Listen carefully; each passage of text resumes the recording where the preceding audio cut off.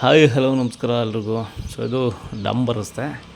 So main ರೋಡಿಂದ easy access ಇರ್ತಕ್ಕಂಥ ಇದು 1 ಎಕರೆ 3 ಗುಂಟೆ ಪ್ರಾಪರ್ಟಿ.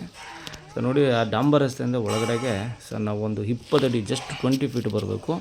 ಸೊ ಇದು ಒಂದು 15 to 20 ಫೀಟ್ ವೈಡ್ ಇರ್ತಕ್ಕಂಥ ನಮಗೆ ನಕಾಶೆ ರಸ್ತೆ ಇದೆ. ಸೊ ಅದಕ್ಕೆ ನೋಡಿ, ಆ ಕಾರ್ ನಿಂತಿರೋದು ಟಾರ್ ರೋಡು. ಸೊ ಅಲ್ಲಿಂದ ಈ ತೆಂಗಿನ ಮರ ಇದೆಯಲ್ಲ, ಇಲ್ಲಿ ತನಕ ಒಳಗಡೆ ಒಂದು 20 ಅಡಿ 30 ಅಡಿ ಒಳಗಡೆ ಹೋಗ್ಬೇಕಷ್ಟೇ.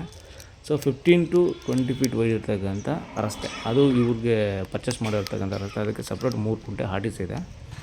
ಸೊ ಇದು ನೋಡಿ, ಅಲ್ಲಿಂದ ಬಂದರೆ ಸೊ ವಿಲೇಜು ಪಕ್ಕದಲ್ಲೇ, ವಿಲೇಜ್ಗೆ ಅಟ್ಯಾಚ್ ಆಗಿ ಸೊ ಟಾರ್ ರೋಡಿಂದ ಎಂಟ್ರಿ ಸಿಗುತ್ತೆ ನಿಮಗೆ ಈ ಪ್ರಾಪರ್ಟಿಗೆ. ಸೊ ಇದು 1 ಎಕರೆ ಇನ್ಕ್ಲೂಡಿಂಗ್ ಆ ರೋಡು 1 ಎಕರೆ 3 ಗುಂಟೆ ಬರುತ್ತೆ. ಸೊ ಇದು ಕೋಕೋನಟ್ ಫಾರ್ಮು. ಸೊ ವಿಲೇಜ್ ಪಕ್ಕದಲ್ಲೇ ಇರ್ತಕ್ಕಂಥ ಜಾಗ. ಸೊ ಮೇನ್ ಸಿಟಿಯಿಂದ ಓನ್ಲಿ 5 ಕಿಲೋಮೀಟ್ರ್ ಆಗುತ್ತೆ.